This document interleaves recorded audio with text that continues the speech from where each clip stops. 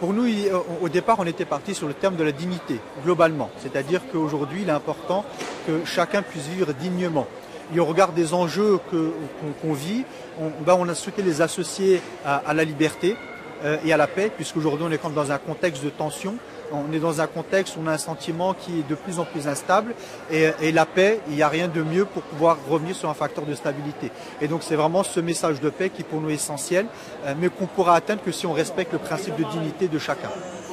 Ce sont des thèmes, vous avez le sentiment, qui vont parler à tout le monde, à tous les musulmans qui vont venir ici aujourd'hui, ce problème de dignité et de paix? Oui, moi je pense que c'est un sujet qui parle à tous ceux qui vont venir, mais je pense même au-delà, même ceux qui ne vont pas venir, qu'ils soient musulmans ou même non musulmans, je pense que c'est une thématique aujourd'hui sur laquelle toute l'humanité peut se retrouver, qui est cette dignité, cette liberté et cette paix que chacun recherche. Il y avait parmi vos invités un conférencier qui a suscité un peu la polémique. Vous avez décidé de finalement, en accord avec lui, d'annuler cette conférence. Ça rentre dans cette idée de paix, d'apaisement? Ça rentre complètement dans cette démarche de paix et d'apaisement, puisque nous, cette rencontre, on souhaite la faire pour qu'elle soit une plus-value dans le vivre ensemble, dans la connaissance, et c'est pour ça qu'on a fait ce choix.